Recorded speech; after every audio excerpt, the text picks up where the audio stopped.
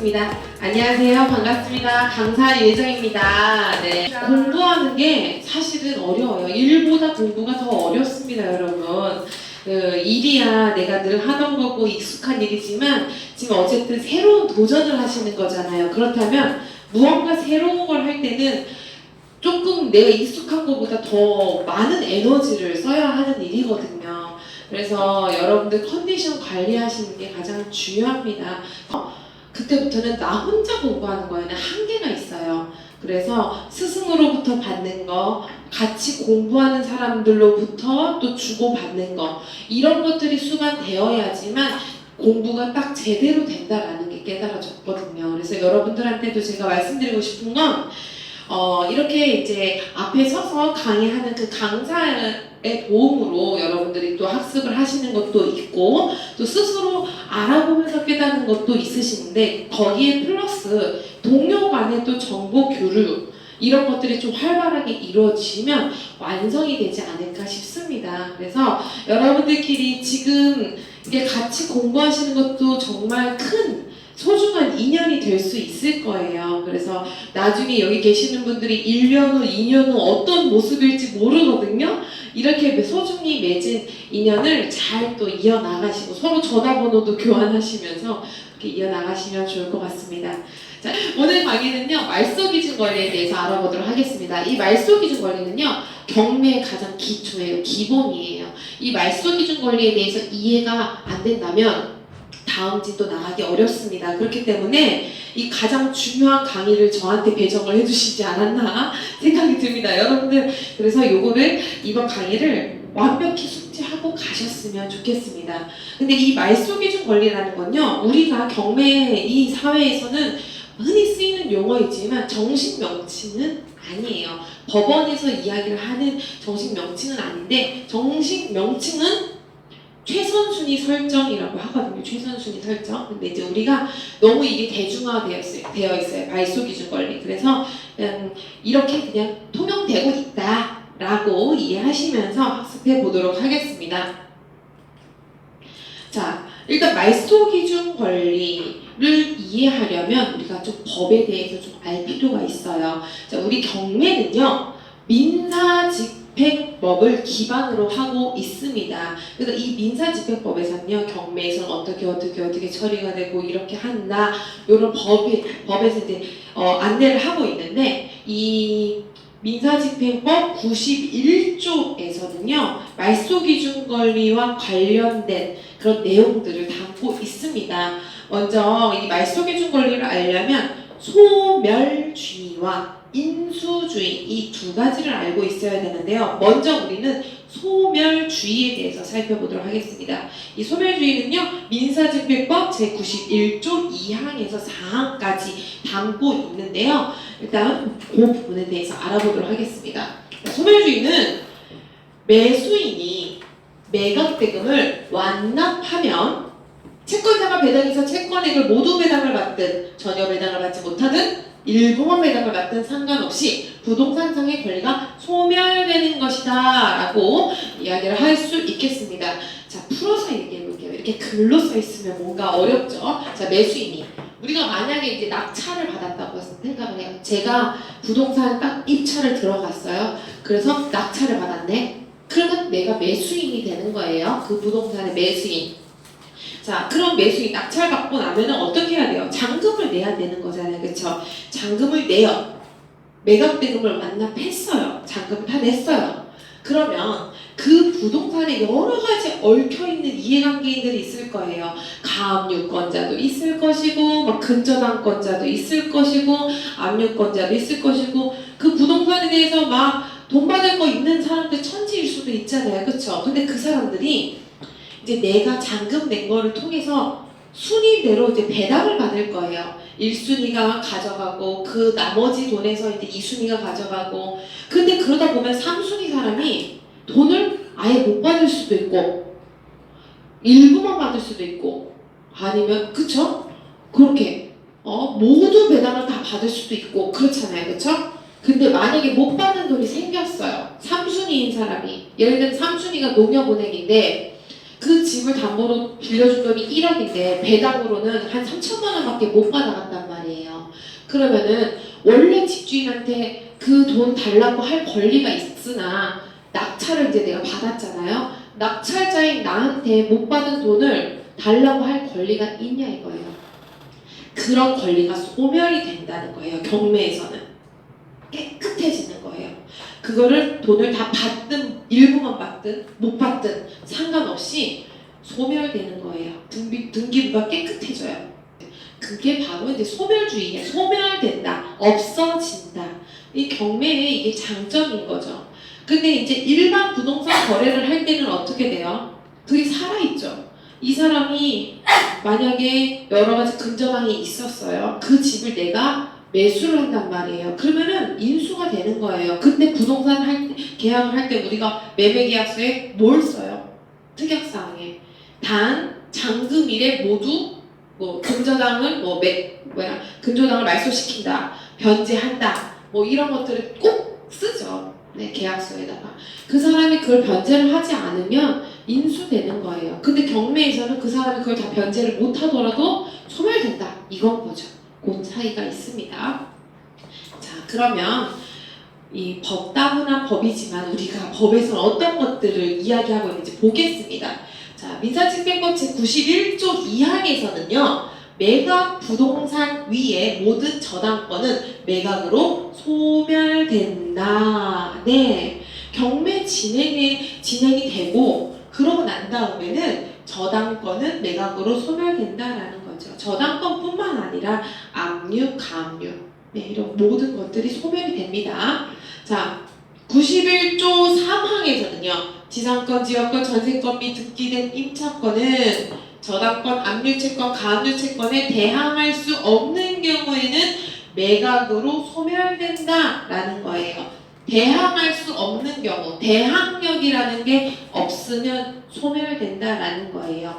이것은 무엇이냐면 말소 기준 권리, 우리가 배울 그 말소 기준 권리가 있어요. 그 기준보다 더 늦게 발생된 권리, 하루라도 늦게 발생된 권리는요, 대항력이 없어요. 하지만 그 기준보다 하루 이상 먼저 발생된 거는 대항력이라는 게 생겨요.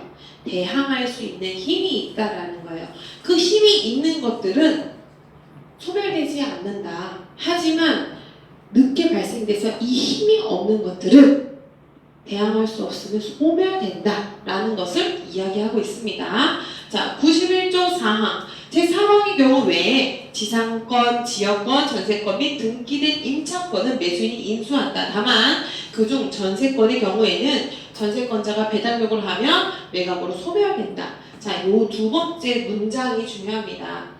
전세권자 이야기가 나옵니다. 요거는 조금 제가 설명을 자세하게 하기 위해서 좀 나중에 설명을 드릴 건데 어쨌든 전세권자가 배당 요구라는 것을 하면 소멸이 돼요.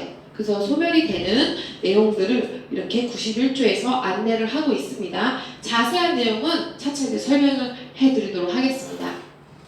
자, 그래서 말소 기준 권리를 제가 간략하게 방금 설명을 드렸는데 이 기준이라는 게 있어요. 말소 기준 권리. 이 기준을 중심으로 해서 앞에 발생된 거는 인수가 돼요.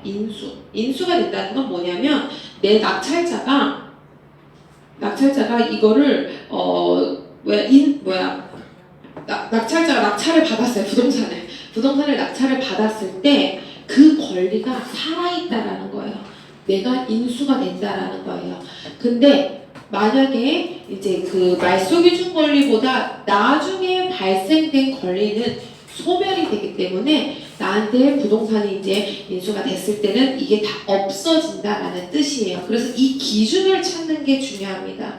자, 그래서 이 말소 기준 권리를 중심으로 앞에는 인수, 뒤에는 소멸. 근데 이 앞이 되는 건 날짜가 하루라도 빨리 먼저 발생된 권리인 거고 날짜가 하루라도 늦게 발생된 권리는 소멸이 된다는 거예요. 자, 우리 한번 소리 내보겠습니다. 앞, 인수, 뒤, 소멸. 다 같이 시작. 앞, 인수, 뒤, 소멸. 네, 이 내용만 딱 아시고 들으시면은 수월하실 수 있습니다. 그래서 말소기준 권리란 부동산 경매에서 부동산이 낙찰될 경우 그 부동산에 존재하는 권리가 소멸하는가 그렇지 않으면 그대로 남아 인수되는가를 가늠하는 기준을 이야기합니다. 소멸하는가 인수되는가. 자, 인수되는 거, 소멸되는 거. 자, 인수되는 거, 소멸되는 거를 가늠하기 위한 기준이 되는 거예요. 네, 그렇다면 이 기준은 어떻게 우리가 찾을까? 어떤 것들이 기준이 될까를 이제 알아야 되겠죠? 이 기준은요, 여러한 그 권리들 중에서 다 되는 게 아니고 선정이 딱 되어 있어요. 자격이 있어요. 그 자격은 딱 이렇게 6가지. 얘네들만, 이 권리들만 말소기준 권리가 될 수 있습니다. 뭐 전세권, 지역권, 가처분 이런 것들은 말소기준 권리가 될 수가 없고 딱 얘네들은 외우셔야 돼요. 자, 일단 저당권, 근저당권. 저당권, 근저당권 뭐예요? 담보대출 받은 내용이에요. 여러분들은 부자셔서 담보대출 안 받아오셨죠? 저는 부동산 취득할 때마다 담보대출을 받습니다. 그러면 제 부동산에는 얼마를 빌렸는지 선명하게 등기부에 나오게 되겠죠. 자, 우리은행 1억 5천만 원, 채권 최고액 이렇게 딱 찍혀요. 그렇죠? 근저당권이에요. 근저당권. 그래서 은행에서 담보대출을 받는 거, 대부업자한테 담보대출을 받는 거, 개인한테도 받을 수도 있어요. 그런 모든 담보대출을 받은 내용은 근저당권이에요. 그런데 저당권은 뭐냐? 요즘엔 저당권이 거의 없어요. 네, 근저당권과 저당권의 차이는 뭐냐면, 자, 이런 돈을 빌려주는 사람 입장에서 어쨌든 이 사람이 돈을 못 갚을 것까지도 생각을 해야 되잖아요. 그쵸? 이자를 못 낼 때 그런 상황들도 생각을 해야 된단 말이죠. 그래서 이자를 못 냈을 때, 그럼 이제 근저당권자는요, 이렇게 경매를 신청을 해요. 쉽게 신청할 그런 자격이 돼요. 그거를 이제 임의경매라고 하는데, 임의경매를 신청하면 바로 또 이게 환가가 되는 게 아니에요. 기다려야 돼요. 신청하고서 경매가 이루어지기까지 최소 6개월. 막 이런 것들이 시간이 흘러요. 그럼 그때까지의 이자가 있잖아요. 그렇죠? 못 받죠. 그럼 손해가 생기죠. 그런 것들까지 계산을 해요. 그래서 보통 은행에서는 120%, 금액의 120%를 채권 최고액으로 잡아요. 더 많이 잡는데 125%, 130% 잡는데 대부업자 같은 경우는 130%, 150%까지 잡는 데도 있어요. 그 못 받는 돈까지 포함해서. 그래서 예를 들면 제가 담보대출 1억을 받았어요. 농협에서. 그러면 등기부에는 채권 최고액 1억 2,500만 원 이렇게 125%를 이렇게 잡아서 나와요. 그게 근저당이에요. 자, 근데 1억을 담보대출 받았어요. 채권 최고액 1억. 이건 저당권이에요. 그 금액만 명시를 하고, 네, 옛날식이에요. 옛날. 근데 요즘에 누가 이렇게 하겠어요. 그쵸? 그래서 현황은 다 근저당이다. 저당권과 근저당. 저당권은 그 빌린 금액 그대로만 채권 최고액 신고가 되는 거고, 근저당권은 못 받을 것까지, 이자나 경매 비용까지 이렇게, 물론 경매 비용 더 나중에 추가가 되겠지만 그런 부분들까지 채권 최고액에 넣는 것을 근저당권이라고 한다. 자, 여러분들 저당권, 근저당권 머릿속에 이제 외워지시죠? 요 2개. 말소기준 권리가 될 수 있는 권리 2가지 일단 외우셨고, 자, 압류, 가압류.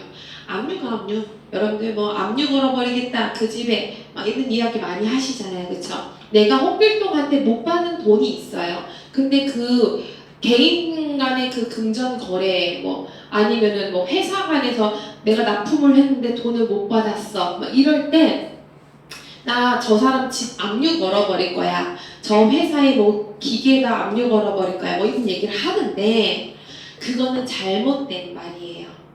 자, 우리는 가압류를 거는 거예요. 개인이 하는 건 가압류예요. 못 받는 돈이 생겼을 때 이제 판결에 의해서 그 집에다가 걸 수가 있어요. 내가 못 받는 돈이 있기 때문에 그 집에 대해서 가압류를 거는 거. 그리고 또 카드 회사 같은 경우에 신용카드 회사, 신용카드는 개인 간의 신용에 의해서 하는 거지 뭐 담보 주택 담보로 하는 게 아니잖아요, 그렇죠? 근데 이 사람들이 신용카드 대금을 엄청 많이 밀렸어요. 그러면은 이 사람들이 판결을 받아가지고 그 집에다가 가압류를 걸기도 합니다. 캐피탈, 자동차 뭐 대금 이런 거 못했을 때도 그래요. 가압류를 거는 거예요. 그런데 압류는 뭐냐면 공공기관이에요. 공공기관. 세금을 체납했을 때 단원구청 압류, 안산시청 압류, 뭐 건강보험공단 압류, 네 이런 것들 공공기관이 하는 것이 압류, 개인이 하는 건 가압류. 받을 돈이 있을 때 나중에 집에다가 거는 것들. 그래서 압류, 가압류 정리되셨죠? 자, 담보받은기는 뭐냐면 근저당과 같이 집을 담보로 대출을 해주는 경우예요. 그런데 이거는 조금 더 공격적인 대출이 나갈 때예요. 예를 들면 이 집의 시세가 5억이에요. 5억인데 이미 집이 막 대출이 4억 8천까지 다 찼어요. 그럼 이 집 대출 해줘요? 안 해줘요? 아무도 안 해주죠. 근데 이 사람은 너무 지금 급해요. 저 단 1,000만 원이라도 빌렸으면 좋겠어요. 지금 필요합니다. 그럴 때 이제 보통 뭐 신탁회사 같은 데는 가요. 그런데 공격적인 대출도 하기도 하거든요. 그런데 가면 이제 이자는 당연히 높겠죠. 근데 이 사람이 이자는 둘째치고 지금 1,000만 원을 해주는 데를 필요한 거예요. 그럴 때 그래 좋아 1,000만 원 해줄게. 대신 담보가등기 할 거야. 자, 이 담보가등기는 뭐냐면 가등기예요. 자, 너 만약에 돈을 이자를 한 달이라도 밀리면 하루라도 밀리면 나 본등기 칠 거야. 지금 가등기 상태야. 가등기 상태는 인감도 다 받아요. 인감도 다 받아놓고 가등기. 그러니까 본등기 치기 바로 이전이에요. 본등기를 친다는 건 소유권 이전이 되는 거예요. 바로 그 부동산이. 그 직접. 그래서 공격적인 대출을 할수록 담보가등기를 많이 하는 거죠. 그래서 여차하면 너 뭐 밀리면 바로 본등기 친다. 이 집은 내 거다. 이게 되기 직전. 그게 바로 담보가등기예요. 가등기는 이거 말고도 소유권 이전 청구권 가등기 이것도 있거든요. 이거는 제가 이따가 물건 하나를 알아왔는데 거기에서 이제 다시 설명을 해드릴게요. 근데 그거는 말소기준 권리가 될 수가 없고 이 담보가등기만 가능합니다. 자, 그다음 경매 개시결정 등기. 자, 경매가 진행되고 있는 부동산은요 등기부에 이게 딱 안내가 돼요. 이 집은 경매가 시작되었습니다. 여러분들 사고 파실 때 주의하세요. 이걸 등기에 알릴 의무가 있는 거예요. 이 집이 경매가 시작되었습니다. 그게 등기에 올라오는 것. 네, 그게 경매 개시결정 등기입니다. 자, 그래서 이 6가지 권리들만 말소기준 권리가 될 수 있습니다. 근데 이것은 꼭 외우셔야 돼요. 너무 잘하셔가지고. 자, 그래서 이들 6가지 권리 중 등기부에 기재된 순서가 가장 빠른 권리가 말소기준 권리가 되는 거예요. 자, 그리고 아까 말소기준 권리보다 앞에 발생된 건 인수라고 했어요. 그쵸? 근데 앞에 발생되는데도 소멸되는 사례가 있어요. 인수인데 앞인데 소멸돼요. 선순위라고 해요. 앞에 발생된 것들 선순위라고 해요. 선순위나 소멸되는 권리 이거에 대해서 설명을 해드리겠습니다. 자, 전세권자를 아셔야 되는데 전세권자가 뭐예요? 그 부동산에 전세를 살고 있는 임차인인 거예요. 그쵸? 전세 임차인들이 내가 이 전세 금액이 막 몇 억씩인데 그냥 살 수는 없고 안전장치를 하고 싶습니다. 라고 해서 주인한테 요구를 합니다. 등기하게 해주세요. 그럼 전세금 예를 들면 3억이라고 가정을 하면 주인이랑 이제 합의하에 그 부동산의 전세권을 설정하는 거예요. 전세권. 몇 월 며칠부터 몇 월 며칠까지 임차를 하고 임차 기간 명시하고 임차 금액 3억 이런 식으로 그걸 등기를 합니다. 그 등기한 전세 임차인을 전세권자라고 해요. 아시겠죠? 등기를 한 전세 임차인을 전세권자. 그런데 이렇게 등기를 안 하는 경우가 사실은 더 많아요. 왜 그러냐면 첫 번째, 임차인들이 이 등기를 해야 하는지를 몰라요. 그냥 전입신고하고 살고 있으면 된다라고 생각을 해요. 등기를 해야 된다라는 거를 무지해서 몰라요. 요즘에 그래도 많이 생기셨어요. 많이 아시는데 옛날에는 몰랐어요. 모르는 사람들이 태반이었어요. 그래서 몰라서 못했고, 두 번째, 임대인들, 집주인들이 안 해주려고 해요. 왜냐? 이 등기를 하면 자기 집의 등기부등본이 지저분해진다나 뭐라나. 네. 그리고 등기를 할 때 비용이 들잖아요. 그렇죠? 네. 우리 양창호 법무사님 같은 이런 법무사한테 이렇게 의뢰를 해야 하는데 그럴 때 비용이 드니까 그런 거 번거로움 때문에 또 주인이 잘 안 해주려고 해요. 하지만 임차인 구하기가 오히려 또 어려울 때 있잖아요. 그렇죠? 공급은 많은데 수요가 없을 때는 주인들이 너그럽게 해줍니다. 하지만 매물이 없을 때는 주인들이 배짱이 안 해주려고 주로 그래요. 그래서 이런 등기를 한 전세권자는 하지 않은 사람보다 적은 편이긴 합니다. 근데 어쨌든 여기서는 전세권자는 등기를 한 사람을 얘기하는 거예요. 등기를 한 사람. 그래서 전세권자가 살고 있어요. 그 집에. 근데 그 집이 경매로 넘어간 거예요. 글쎄. 그러면 이 사람이 이제 판단을 하겠죠. 내가 계약 기간까지 계속 여기서 살 것이냐, 아니면 그냥 경매 이 집이 진행되는 김에 나도 내 전세금을 받고 그냥 새 낙찰자 되기 전에 이제 나갈까, 이런 것들을 이제 생각을 하는 거죠. 근데 나 돈 받고 나갈래 라고 의사표시를 하는 게 바로 배당 요구예요. 배당 요구. 저 배당 받겠습니다. 저 잔금 들어오면, 그러니까 새 주인이 낙찰 받아서 낙찰 대금, 매각 대금 저 배당 받겠습니다. 돈 받고 나가겠습니다. 라고 신고를 법원에 하는 거예요. 그게 바로 배당 요구예요. 근데 이 전세권자가 배당 요구를 해요. 그러면은 이 사람은 배당을 받겠죠. 근데 3억 중에 2억만 받아도 이 사람은 새 집주인한테 돈 달라고 할 수가 없어요. 소멸이 돼요. 이런 법이 있어요. 근데 이 사람이 만약에 배당 요구를 안 했어요. 그러면 고스란히 인수예요. 그래서 낙찰받은 사람은 이 3억을 나중에 이 사람 계약 기간 끝날 때까지 살게 해야 되고 나갈 때는 이 3억을 다 줘야 되는 거예요. 자, 이해되셨나요? 전세권자가 배당 요구를 하면 소멸이 돼요. 이 사람이 돈을 다 받든 조금 받든 아예 못 받든 뭐 상관없이 어쨌든 소멸이 되는 거예요. 전세권자가 배당 요구를 하면 소멸된다. 요거를 기억하세요. 그런데 전세권자가 배당 요구를 안 했어요. 선순위일 경우에 배당 요구를 안 했어요. 그러면 뭐예요? 인수되는 거예요.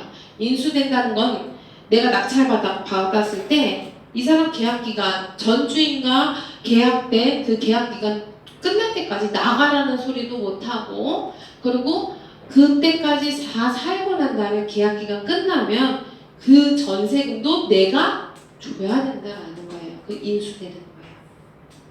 그래서 배당 요구를 했는지 안 했는지가 되게 중요합니다. 그래서 정리하면 말소기준 권리보다 선순위 전세권의 경우 인수되는 것이 원칙이나 전세권자가 배당 요구를 하면 매각으로 소멸된다. 또한 전세금을 전부 배당받지 못했어도 배당 요구를 했다면 소멸된다.